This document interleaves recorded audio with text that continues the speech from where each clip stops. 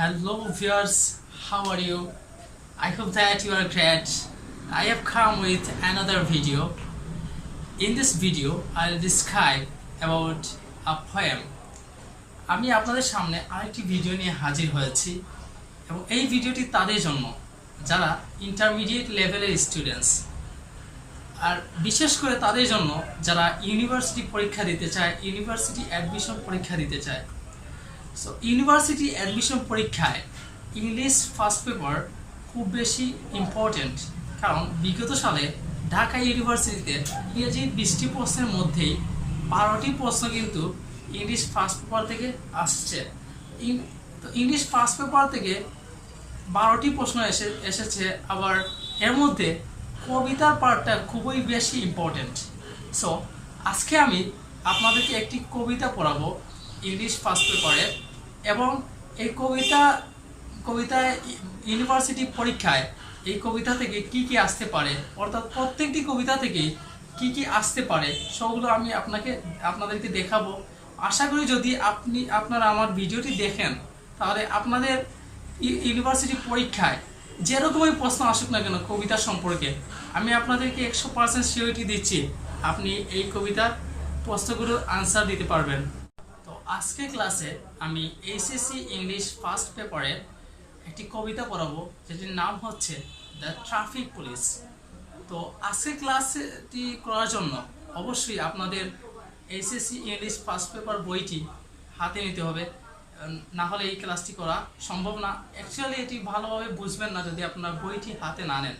So আপনারা অবশ্যই আপনাদের বইটি হাতে নিয়ে চলুন আমরা কবিতাটা শুরু করি। আজকের ক্লাসে আমি একটু পেজের প্রথম থেকে শুরু করব, একবারে পেজের শুরু থেকে। সো অনেকের আবার নতুন বই আছে, তো যাদের পুরাতন বই আছে সেটি হচ্ছে ইউনিট 2 লেসন 3, আর যাদের নতুন বই আছে, আসলে আমি নতুন বইটি সংগ্রহ করিনি তাই নতুন বই সম্পর্কে আমার ধারণা নেই। তো যাদের নতুন বই আছে তারা প্লিজ দ্য ট্রাফিক পুলিশ কবিতাটি বের করুন একটু কষ্ট করে, আর যাদের পুরাতন বই আছে তারা প্লিজ 24 পেজ বের করুন। সো এখন আমরা একটু প্রথম থেকে দেখি। তো প্রথমে লেখা আছে দেখুন লেসন 3। তো এখানে একটি আমি আপনাদেরকে প্রশ্ন করি যে এটা লেসন 3 না দিয়ে এটা কেন 3 লেসন দিল না, অর্থাৎ এটা তো 3 লেসন দিতে পারতো, তো কেন দেয়নি? সো এই যে লেসন 3 নাউন প্লাস নাম্বার যোগ করার দুইটা রুলস রয়েছে। তো প্রথম রুলসটি হচ্ছে the plus ordinal number plus noun, and পরের রুলটি হচ্ছে noun plus coordinal number. So আপনারা কি জানেন অর্ডিনাল নাম্বার কি আর কোঅর্ডিনাল নাম্বার কি? অর্ডিনাল নাম্বার হচ্ছে first, second, third, fourth, fifth এইগুলা, আর কোঅর্ডিনাল নাম্বার হচ্ছে 1 2 3 4 5 এইগুলা। আমাদের বইয়ে দেখবেন দেয়া আছে ইউনিট 1, ইউনিট 2, ইউনিট 3 এরকম করে দেয়া আছে, লেসন 1, লেসন 2, লেসন 3 এরকম করে দেয়া আছে। তো আপনি এগুলাকে লেসন 1 বলতে পারেন, অথবা বলতে পারেন দ্য ফার্স্ট লেসন, অথবা বলতে পারেন দ্য সেকেন্ড লেসন। এরকম ইউনিট 1 কে বলতে পারেন দ্য ফার্স্ট ইউনিট, আবার বলতে পারেন the second unit, the third unit, এরকম করে বলতে পারেন। তো এখন আমরা দেখি দ্য ট্রাফিক পুলিশম্যান কবিতাটির নাম কি? The traffic police. The traffic police, এখানে দাটা কি? আর্টিকেল সবসময় অ্যাডজেক্টিভ হয়। এরপর দেখেন ট্রাফিক পুলিশ। তো ট্রাফিকও একটা নাউন এবং পুলিশও একটা নাউন। ট্রাফিক একটা আনকাউন্টেবল নাউন, পুলিশ একটি কালেকটিভ নাউন। সো এই দুইটা কিন্তু আলাদা আলাদাভাবে একটি নাউন, কিন্তু এই সেন্টেন্সে এই পুলিশটাকে ট্রাফিক মডিফাই করছে। ট্রাফিক শব্দটা কি?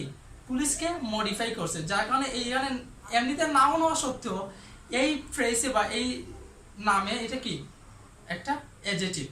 আশা করি আপনারা বুঝতে পেরেছেন। এরপর দেন ওয়ার্ম আপ অ্যাক্টিভিটি, উদ্দীপনামূলক কর্মকাণ্ড। ওয়ার্ম আপ অ্যাক্টিভিটি, এখানে ওয়ার্ম আপটা কি? অ্যাক্টিভিটিকে মডিফাই করছে, যার কারণে ওয়ার্ম আপটা কি? একটি অ্যাডজেক্টিভ। সো আশা করি আপনারা বুঝেছেন। Discuss in a small group what traffic management means, আলোচনা করো একটি ছোট্ট গ্রুপে ট্রাফিক ম্যানেজমেন্ট বলতে কি বোঝায় সেটি কি একটি ছোট্ট গ্রুপে আলোচনা করো। আমি আপনাদেরকে ট্রাফিক ম্যানেজমেন্টটা কি এটা একটু সংজ্ঞা দিচ্ছি। Traffic management is a system which controls the flow of traffic এবং its goal is safety. Traffic management একটা সিস্টেম যেটি গাড়ির গতিকে নিয়ন্ত্রণ করে এবং এটার লক্ষ্য কি নিরাপত্তা। সো এরপরে দেখেন then write down how you think traffic management can be improved in your cities, মানে কিভাবে ট্রাফিক ম্যানেজমেন্ট সিস্টেমকে তোমার সিটিতে উন্নতি করা যেতে পারে সেটি তোমার মতামত দাও। তো এটা আপনারা আপনাদের খাতায় লিখে নেবেন এবং এটা যদি লিখেন আপনাদের রাইটিং স্কিলটা ইমপ্রুভ করবে। সো এটা অবশ্যই লিখবেন। তারপর দেখেন 2 নম্বরে রয়েছে now read the poem given below and answer the questions that follow. নিচের কবিতাটি পড়ো এবং আনসার দ্য কোয়েশন প্রশ্নগুলো উত্তর দাও যেগুলো কবিতার পরে রয়েছে, দ্যাট ফলো কবিতার পরে যেগুলো রয়েছে। তো আমরা এখন কবিতাটি পড়ব। সো চলুন কবিতাটি পড়া শুরু করি। সো প্রথম লাইনটা কি, কবিতার প্রথম লাইন হচ্ছে amidst killer spears I stand, amidst killer spears I stand, অর্থাৎ amidst অর্থ মাঝে আর মধ্যে। So amidst is a preposition in this sentence. amidst এটা কি প্রিপোজিশন যেটি ইন অথবা ইনটু এর সমার্থক।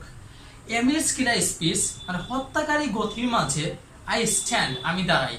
সো এখানে দেখেন amidstটা কি একটা প্রিপোজিশন মাঝে অর্থাৎ ইনের সমার্থক বলতে পারেন amidst killer spears হত্যাকারী গতির মাঝে আমি দাঁড়াই।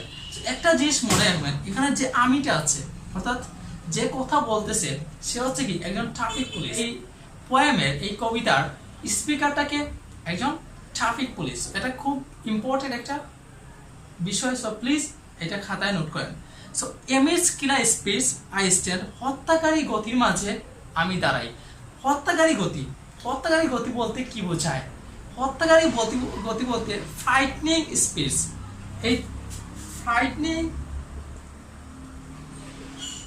ফ্রাইটনিং স্পিডস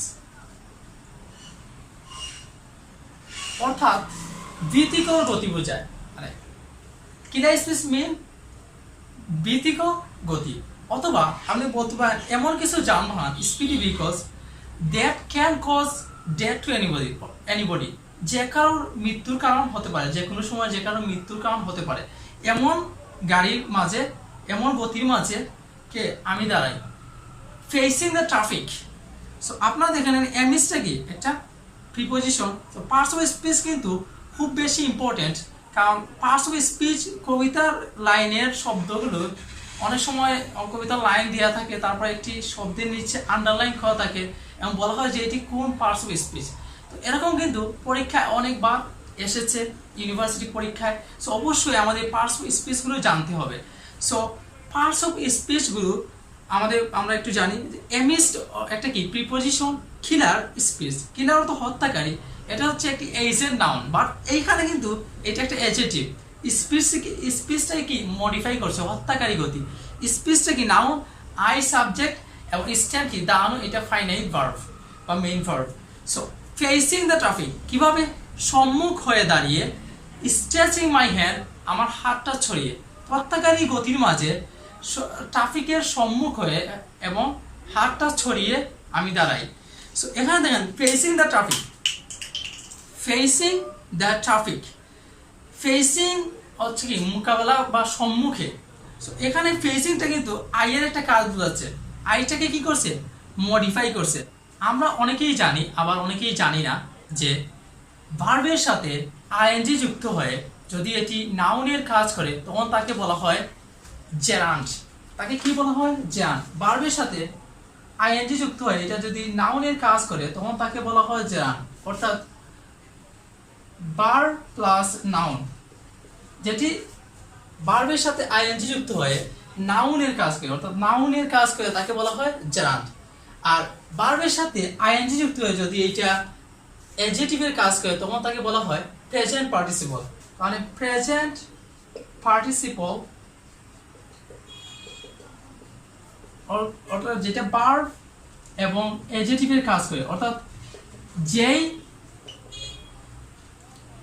যে ভার্বের সাথে আইএনজি যুক্ত হয়ে যখন এটি নাউন এবং ভার্বের কাজ করবে তখন তাকে বলা হবে জেরান্ট।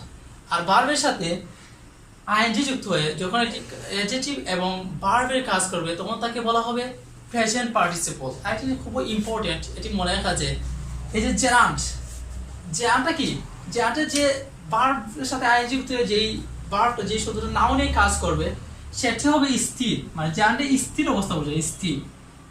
আর যে ভার্বের সাথে আইএনজি যুক্ত হয়ে অ্যাডজেক্টিভের কাজ করবে সেটি হবে চলমান। এটা কি হবে থাকবে, চলমান থাকবে। সো আমি একটি জেরান্ডের একটি উদাহরণ দিচ্ছি, জেরান্ডের একটি উদাহরণ দিচ্ছি। জেরান্ডের উদাহরণ হচ্ছে যেমন swimming is a good exercise, মানে সাঁতার একটি ভালো এক্সারসাইজ। সো এই সেন্টেন্সে সুইমিং মানে মিনস সাঁতার। সো এই যখন আমি swimming is a good exercise বলছি, তখন কি সুইমিংটা কি চলমান কাজ বোঝাচ্ছে? অবশ্যই না, এটা কি এটা স্থির, মানে সাঁতার কাটা একটি কি ভালো এক্সারসাইজ। কিন্তু এটা তখন যখন বলছি তখন কিন্তু আমি এই কাজটা করছি না। আর এখানে দেখেন আমি যে facing the traffic stretching my hand, তো ফেসিং মানে আমি সম্মুখ হয়ে দাঁড়িয়েছি, তো আমি কি মডিফাই করছে, যার কারণে ফেসিংটা কি প্রথমত কি প্রেজেন্ট পার্টিসিপল। আবার দেখেন ফেসিংটা কি চলমান, যখন আমি দাঁড়িয়ে আছি তখন কি আমি গাড়ির সম্মুখে দাঁড়িয়ে আছি। তো এই যে যখন আমি কাজটার কথা বলছি তখন কিন্তু কাজটা আমি এই ফেসিংটা কিন্তু তখন চলছে, কাজটা চলমান ছিল, তাই কি এটা প্রেজেন্ট পার্টিসিপল। আবার দেখেন স্ট্রেচিং মাই হ্যান্ড, আমার হাতটা ছড়িয়ে, তো আমার হাতটা ছড়িয়ে মানে আমার হাতটাকে স্ট্রেচিং এ কি মডিফাই করছে। আবার অন্যদিকে স্ট্রেচিংটা কি তখন চলমান ছিল, যে কাজটা চলছিল, স্ট্রেচিং হাত ছড়িয়ে আমি দাঁড়িয়েছিলাম, এটা কি কাজটা কি চলমান ছিল, তাই এটা কি প্রেজেন্ট পার্টিসিপল। এবার আমরা এই কবিতার 3 নম্বর লাইনটি পড়ব। সো কবিতার 3 নম্বর লাইনটি হচ্ছে I am seen on kids books, আমাকে দেখানো হয় আই এম সিন, এটা কি প্রেজেন্ট ইন্ডিফিনিট এবং এটা কি প্যাসিভ ভয়েসের present indefinite tense. I am seen আমাকে দেখানো হয়, কোথায় দেখানো হয়? অন কিডস বুক, এটা শিশুদের বইগুলোতে, অ্যান্ড অ্যাজ কার্টুনস এভরিওয়্যার, এবং অ্যাজ কার্টুন হিসেবে সর্বত্র আমাকে কি দেখানো হয়, অর্থাৎ ট্রাফিক পুলিশম্যানকে দেখানো হয় শিশুদের বইয়ে, এবং অ্যাজ কার্টুনস এভরিওয়্যার, এবং কার্টুন হিসেবে ব্যঙ্গচিত্র হিসেবে সব জায়গায় কি দেখানো হয়। educating people and asking them to bear, কারণ educating এটা কিন্তু একটা ফাইনাইট ভার্ব, কারণটা কি জানেন? এটা কিন্তু আই এম এডুকেটিং পিপল মূলত ছিল কি আই এম এডুকেটিং পিপল। এখানে দেন এর উপরের লাইনে আই এম সিন দেওয়া আছে, এই আই এমটা এই এডুকেটিং এর সাথে অ্যাড হবে। আই এম এডুকেটিং পিপল, আমি জনগণকে শিক্ষা দিচ্ছি, অ্যান্ড আস্কিং দেম মানে আস্কিং মানে জিজ্ঞেস করা, বাট এইখানে আস্কিং অর্থ কি বলা। আস্কিং দেম তাদেরকে বলছি, টু বিওয়্যার সতর্ক হতে, কি হতে? সতর্ক হতে, অফ দ্য ইরাটিক ট্রাফিক, কি থেকে? অস্থির যানবাহন। ইরাটিক মিনস অস্থির বা খামখেয়ালি যানবাহন থেকে, অ্যান্ড দ্য সাইনবোর্ডস, এবং সাইনবোর্ডসগুলো থেকে সতর্ক হতে তাদেরকে বলছি। Seen on almost all the roads, যা দেখা যায়, যাদেরকে দেখা যায় অলমোস্ট অল দ্য রোডস, প্রায় সকল রোডে। এখন দেখেন কাদেরকে দেখা যায়? এই ইরাটিক ট্রাফিক মানে অস্থির বা খামখেয়ালি যে যানবাহনগুলো, এবং দ্য সাইনবোর্ডস, এই সাইনবোর্ডসগুলো সব রাস্তায় দেখা যায়। তো এইগুলা থেকে ট্রাফিক পুলিশম্যান আমাদেরকে সতর্ক হতে বলে, আমাদেরকে এই বিষয়ে শিক্ষা দেয়। এডুকেটিং পিপল এগুলা কিন্তু ফাইনাইট ভার্ব, আস্কিংও কিন্তু একটা finite verb. I am asking them to beware, এটা হচ্ছে ইনফিনিটিভ, 2 প্লাস ভার্ব 1 যদি মেইন ভার্ব হয় তাহলে এটা কি ইনফিনিটিভ। অফ দ্য ইরাটিক ট্রাফিকটা কি? যে অস্থির বা খামখেয়ালি যানবাহন, এখানে ইরাটিকটা ট্রাফিককে মডিফাই করছে, এজন্য এটা কি অ্যাডজেক্টিভ। আবার অ্যান্ড দ্য সাইনবোর্ডস, এবং সাইনবোর্ডসগুলো এটা হচ্ছে একটা nouns. Seen on almost all the roads, যেগুলো প্রায় সকল রোডে দেখা যায়। তো আশা করি আপনারা এই প্রথম প্যারাটি বুঝতে পেরেছেন। সো আমরা প্রথম প্যারাটা শেষ করলাম, এখন আমরা দ্বিতীয় প্যারাটা দেখব। সো দ্বিতীয় প্যারায় প্রথম লাইনটা কি? So that you are safe, I see each one of you. So that যাতে, ইউ আর সেফ আপনারা নিরাপদ থাকেন, I see each one of you আমি আপনাদের প্রত্যেককেই দেখি, অর্থাৎ আমি আপনাদের প্রত্যেকের উপর কি নজর রাখি। সো দ্যাট যাতে, ইউ আর সেফ আপনারা নিরাপদ থাকেন, I see each one of you আমি আপনাদের প্রত্যেককেই দেখি বা প্রত্যেকের উপর নজর রাখি। পরে দেখেন পরের লাইন, বাট মাই সুয়েট, কিন্তু আমার ঘাম, অ্যান্ড মাই প্লাইট, আমার দুর্দশা। প্লাইট অর্থ কি? দুর্দশা। অন দ্য রোড সিজ হু, রাস্তায় সিজ হু, কে দেখে। তো এই লাইনটিকে সুন্দরভাবে সাজাম, দেখেন কেমন হয়। যেরকম আমরা সিম্পলি কথা ইউজ করি বা স্পোকেনে ইউজ করি, কিভাবে? হু সিজ, কে দেখে। My sweat my plight on the road, কে আমার ঘাম এবং আমার দুর্দশা রাস্তায় দেখে।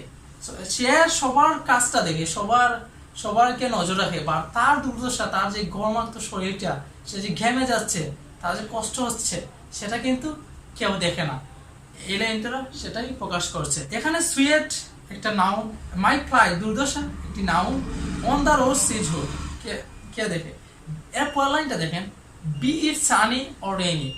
B it sunny, it means day, মানে দিনের কথা বলছে, যে বি ইট সানি ও রেইনি, যে দিনটি রৌদ্রোজ্জ্বল হোক কিংবা রেইনি বৃষ্টি মুখরিত হোক, দিনটি রৌদ্রোজ্জ্বল হোক কিংবা বৃষ্টি মুখরিত হোক, ফর ইয়োর সেফটি, আপনাদের নিরাপত্তার জন্য, I must be vigil and agile, আমাকে ভিজিল মিনস সতর্ক এবং অ্যাজাইল ক্ষিপ্র বা তৎপর। তো আপনাদের নিরাপত্তার জন্য আমাকে সতর্ক এবং তৎপর থাকতে হয়। কোথায়? On the middle. On the middle মানে মাঝখানে, মানে মাঝখানে বলতে রাস্তার মাঝখানে, on the middle of the road, রাস্তার মাঝখানে আমাকে কি থাকতে হয়? ভিজিল এন্ড সতর্ক এবং তৎপর থাকতে হয়। স্ট্যান্ডিং ইরেক্ট, কিভাবে থাকতে হয়? খাড়া হয়ে দাঁড়িয়ে, স্ট্যান্ডিং দাঁড়িয়ে, ইরেক্ট খাড়া হয়ে, as fit as a fiddle. Fiddle means বেহালা, as fit as a fiddle, একটি বেহালা যখন চালানো হয় তখন যেভাবে এটি খাড়া হয়ে থাকে, অ্যাজ উপযুক্তভাবে খাড়া হয়ে থাকে, বেহালার মতো উপযুক্ত হয়ে আমাকে রাস্তার মাঝখানে ক্ষিপ্র এবং তৎপর হয়ে খাড়া হয়ে দাঁড়িয়ে থাকতে হয় আপনাদের নিরাপত্তার জন্য। আশা করি অর্থটি বুঝতে পেরেছেন। তো এখানে দেখেন, বি ইট সানি, এই যে সানিটা এখানে অ্যাডজেক্টিভ, কারণ ইটকে মডিফাই করছে, দিনটা কেমন রৌদ্রোজ্জ্বল। আবার রেইনিটাও কি অ্যাডজেক্টিভ, কারণ এটা ইটকে মডিফাই করেছে, বৃষ্টি মুখরিত, দিনটা কেমন বৃষ্টি মুখরিত। তারপর দেখেন এখানে ফর ইয়োর সেফটি, আপনাদের নিরাপত্তার জন্য, সেফটি কি একটা noun. I must be vigil and agile, আমাকে কি থাকতে হয়? ক্ষিপ্র থাকতে হয়। ভিজিল মিনস সতর্ক এবং অ্যাজাইল মিনস ক্ষিপ্র এবং তৎপর থাকতে হয়। তো ভিজিল একটা কি অ্যাডজেক্টিভ। ট্রাফিক পুলিশম্যানকে কেমন থাকতে হয়? যে তাকে থাকতে হয় সতর্ক থাকতে হয় এবং ক্ষিপ্র থাকতে হয়। সতর্ক এবং ক্ষিপ্র, এই আইটাকে মডিফাই করছে, আই মাস্ট বি, যে আইটাকে মডিফাই করছে, এর জন্য এটা কি অ্যাডজেক্টিভ। অন দ্য মিডল, রাস্তার মাঝখানে, স্ট্যান্ডিং ইরেক্ট খাড়া হয়ে দাঁড়িয়ে। ট্রাফিক পুলিশম্যান কিভাবে দাঁড়িয়ে থাকে? খাড়া হয়ে দাঁড়িয়ে থাকে। এখানে দেখেন ভার্বের সাথে আইএনজি যুক্ত হয়েছে, ভার্বের সাথে আইএনজি যুক্ত হয়, এটি কিন্তু নাউনকে মডিফাই করছে, অর্থাৎ এটি অ্যাডজেক্টিভ। আবার আরেকটা জিনিস দেখেন, যদি ভার্বের সাথে আইএনজি যুক্ত হয়ে যদি অ্যাডজেক্টিভের কাজ করে, তখন এটা কি হবে? Present participle. এটা কি হবে? Present participle.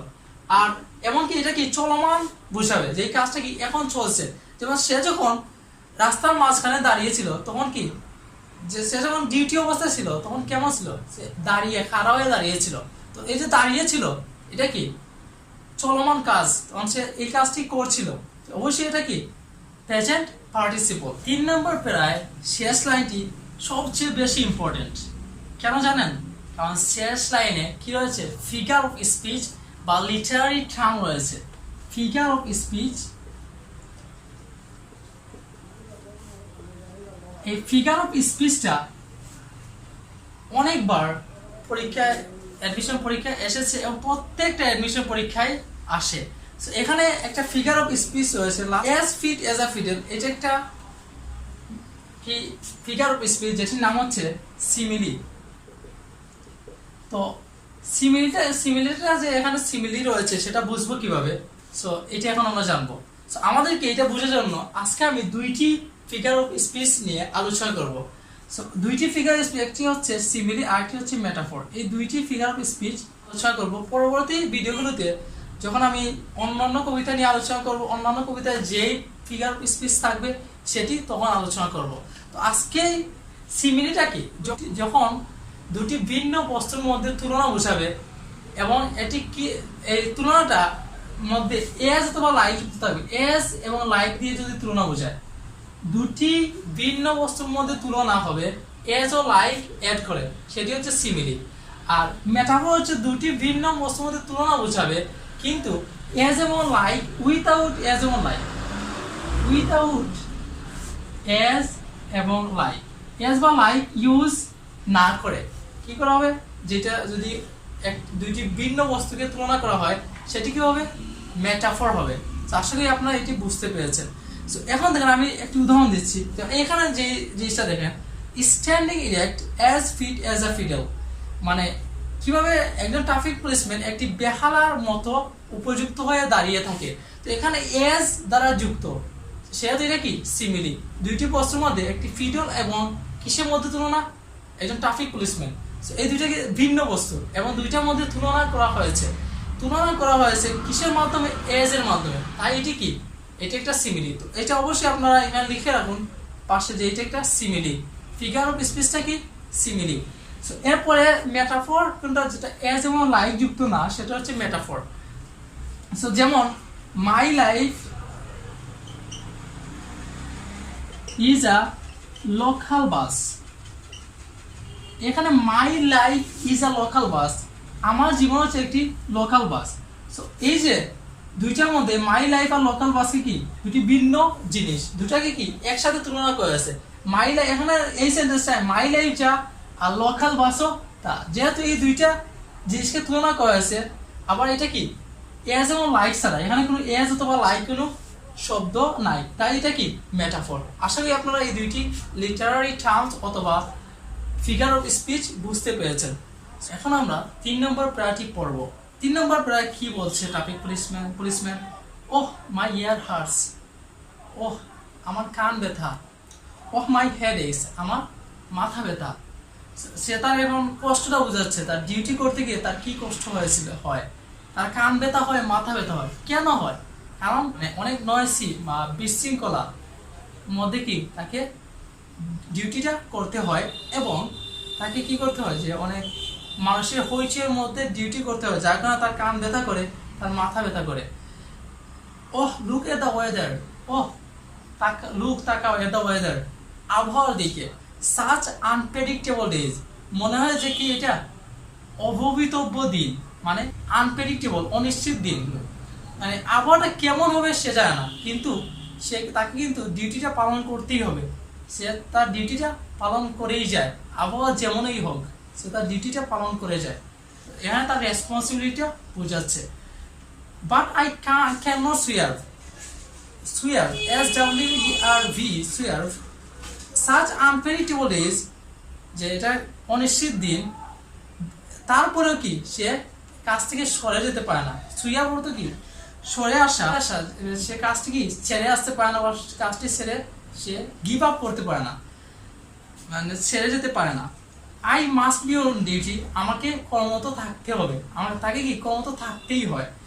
Eye care for your safety, আমি আপনাদের নিরাপত্তা নিয়ে ভাবি, কি আমি আপনাদের নিরাপত্তা নিয়ে ভাবি, এজন্য কি আমাকে কাজটি করতেই হবে। বি ইট নয়েসি ও ডাস্টি, হোক দিনটি, ইট মানে দিন, হোক দিনটি বিশৃঙ্খলাপূর্ণ অথবা ধুলোময়। বি সানি ও রেইনি, হোক এটি কি রৌদ্রোজ্জ্বল অথবা বৃষ্টি মুখরিত। I must B on duty, আমাকে কি কর্তব্যরত থাকতে হবে। Eye care for your safety, আমি আপনাদের নিরাপত্তা নিয়ে ভাবি।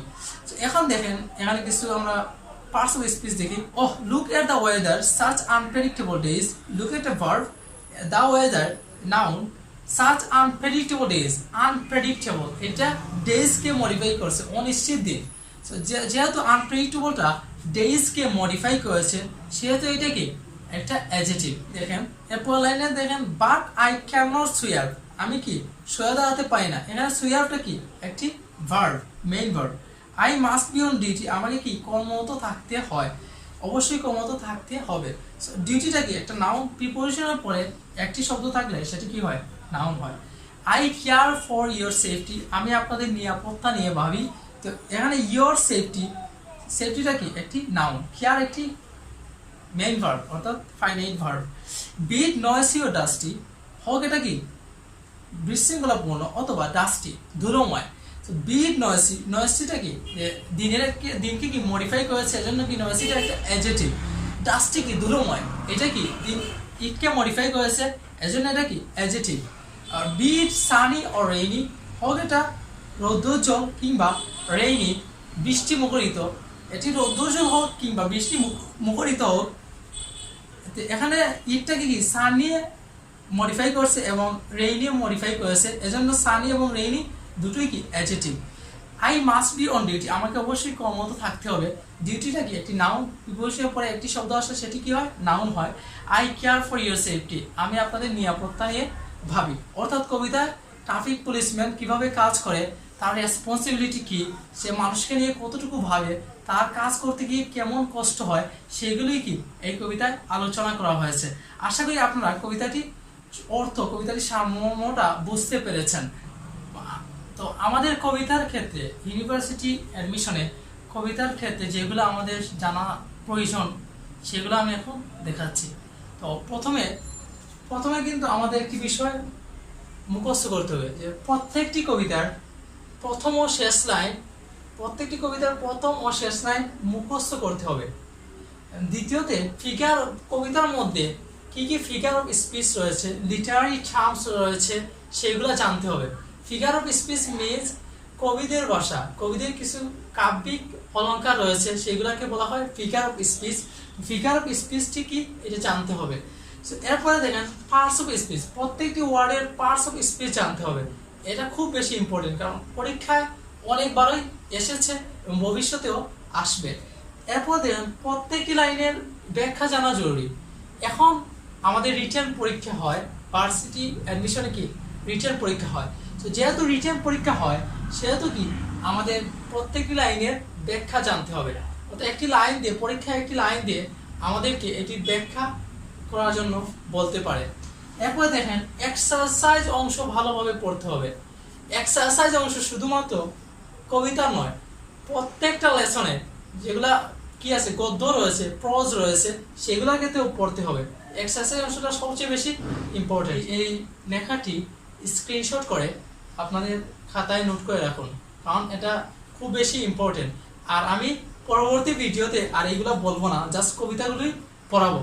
ওকে, সো এখন দেখেন আমরা কিছু এক্সারসাইজ অংশটা দেখি। এক্সারসাইজ অংশে কি কি ইম্পর্টেন্ট জিনিস রয়েছে। প্রথমে 3, পরবর্তী পৃষ্ঠায় 25 নম্বর পৃষ্ঠায় answer the following questions. What is the speaker in the poem, খুব বেশি ইম্পর্টেন্ট। কি যে একজন traffic policeman is the speaker in the poem. আর ট্রাফিক পুলিশম্যান প্রথমটার আনসার। এভাবে পরেরটাতে ক্রীড়া স্পিচ, আমি আমার যখন কবিতা বর্ণনা করেছি তখন আমি এটা উত্তর দিয়ে দিয়েছি অলরেডি। সো এটা আপনারা জেনে নেবেন, কারণ এটার জন্য আপনারা গাইড ফলো করতে পারেন এই প্রশ্নগুলোর উত্তর জানার জন্য, হয়তো বা এটা লেকচার অথবা পাঞ্জাবি গাইডটা অনুসরণ করতে পারেন। এরপর what is your view of a traffic policeman, তোমার ট্রাফিক পুলিশম্যান সম্পর্কে তোমার মতামত কি, মতামতটা এটা আপনার খাতায় লিখে রাখতে পারেন। Why do his years heart, তার কান কেন ব্যথা করে, আমি অলরেডি এই কবিতা পড়ার সময় এর আনসারটাও দিয়ে দিয়েছি। হোয়াট ইজ আনপ্রেডিক্টেবল, কি অনিশ্চিত। According to poem the weather condition of various days is unpredictable. এরপরে কি what is the attitude of the speaker to the job he does, মানে এই যে স্পিকার মানে ট্রাফিক পুলিশম্যানের এই কাজটি সম্পর্কে তার মনোভাব কি, এটা তার মনোভাবটা পজিটিভ, কারণ সে মানুষদের নিরাপত্তা নিয়ে ভাবে, মানুষের নিরাপত্তা নিয়ে ভেবেই সে কাজ করে। তাই এটা কি সে জানে যে এই কাজটি খুবই ইম্পর্টেন্ট মানুষের নিরাপত্তার জন্য, তাই এটা কি পজিটিভ একটা দিক। এরপরে দেখেন দ্য পোয়েম হ্যাজ 3 স্ট্যান্জা, খুব বেশি ইম্পর্টেন্ট যে পোয়েমটা কয়টি স্ট্যান্জা রয়েছে, 3টি স্ট্যান্জা রয়েছে এবং 3টি স্ট্যান্জায় কয়টি লাইন, 18টি লাইন, এটা মনে রাখতে হবে।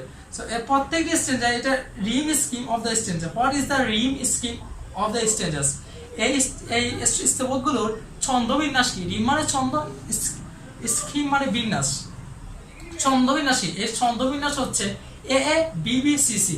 আপনি বুঝবেন কেমনে এ A B B C C, দেখেন এমএস কিরা স্পিচ আই স্ট্যান্ড রয়েছে, মানে ডি রয়েছে শেষে, আবার দ্বিতীয় লাইনে হ্যান্ড রয়েছে শেষে। মানে এ এবং এ প্রথম এবং দ্বিতীয় লাইন কি মিল রয়েছে এ এ এরপরে দেখেন তৃতীয় লাইনে শেষে এভরিহোয়ার মানে শেষে ই রয়েছে এবং এর চতুর্থ লাইনের শেষে আবার ই রয়েছে, তার মানে বিবি।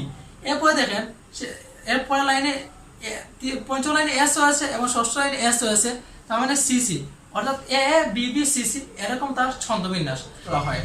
এরপর দেখেন 5টা দরকার নেই। 6 নম্বর make sentence using the following words. এটা খুব বেশি ইম্পর্টেন্ট। গতবার ঢাকা ইউনিভার্সিটিতে 5টি সব ওয়ার্ড এসেছিল ইংলিশ পরীক্ষা এবং 5টি ওয়ার্ড এসেছিল বাংলা পরীক্ষাও। যেহেতু এটা রিটেন এড করা আছে, তাই আমাদেরকে বলবে যে একটি ওয়ার্ড দিবে যে এটাকে কি করো, এটা দিয়ে মেক সেন্টেন্স তৈরি করো। সো সেন্টেন্স তৈরি করার জন্য যে শব্দগুলো সবচেয়ে বেশি আসে এটা আছে ইংলিশ ফার্স্ট পেপারের এক্সারসাইজ অংশ থেকে। ওকে, ইংলিশ ফার্স্ট পেপার কোন অংশ থেকে? এক্সারসাইজ অংশ থেকে। সেই অংশটা খুব বেশি ইম্পর্টেন্ট। সো আপনারা erratic, flight, agile, safety, dusty এগুলো দিয়ে বাক্য তৈরি করে খাতায় লিখবেন। পরে দেখেন write down the adjectival form of the following words. এই ফলোয়িং ওয়ার্ডস এর অ্যাডজেক্টিভাল ফর্মটা লিখো, এইটা কিন্তু খুব বেশি ইম্পর্টেন্ট। সো এর কার্টুনের অ্যাডজেক্টিভাল ফর্ম কি? কার্টুনিশ, CARTOONISH, কার্টুনিশ। SEH এই কত ব্যথা, এইকের কি অ্যাডজেক্টিভাল ফর্ম কি? এই কি। এরপর ডিউটি মানে কর্তব্য, ডিউটিফুল এর অ্যাডজেক্টিভ কি? ডিউটিফুল। সুয়েট মানে গাম, এর অ্যাডজেক্টিভাল ফর্ম কি? সুয়েটি, অর্থ কি? গর্মাক্ত। এডুকেট অর্থ শিক্ষা দেয়া। এডুকেটেড অ্যাডজেক্টিভ কি? এডুকেটেড। তো আশা করি আপনারা এটা বুঝতে পেরেছেন। Elaborating on the meaning of the lines. এই নিচের 3টি যে ইলাবোরেটিং যে লাইন রয়েছে এগুলার মিনিংটা আপনারা লিখুন বিস্তারিতভাবে। এটা কিন্তু খুব বেশি ইম্পর্টেন্ট, কারণ এখন কি আমাদের রিটেন পরীক্ষা দিতে হয় বা ইউনিভার্সিটি অ্যাডমিশনে রিটেন পরীক্ষা দিতে হয়। তা এইগুলার কি জানা খুব বেশি ইম্পর্টেন্ট। সো আপনার এইগুলার কি উত্তরটা জানতে হলে আপনার হয়তো পাঞ্জাবি গাইড পড়তে পারেন অথবা লেকচার গাইডটা পড়তে পারেন। সো আমি কিছু বর্ণনা অবশ্যই কিসে দিয়েছি, যখন কবিতা পড়িয়েছি তখন দিয়েছি, আর আপনারা গাইড থেকে এটি লিখে নেবেন। আপনাদের যদি ভিডিওটি ভালো লেগে থাকে তাহলে প্লিজ লাইক দিন, এবং যদি আপনারা এরকম আরও ভিডিও পেতে চান তাহলে প্লিজ আপনারা আমার চ্যানেলটি সাবস্ক্রাইব করুন এবং প্লিজ ইনবক্সে জানান, কমেন্ট বক্সে জানান। আর যদি আপনাদের এই কবিতা নিয়ে কোনো সমস্যা থাকে তাহলে প্লিজ কমেন্টে জানান, আমি উত্তর দেওয়ার চেষ্টা করব। See you again in my next class. Till then, take care of you. Bye bye.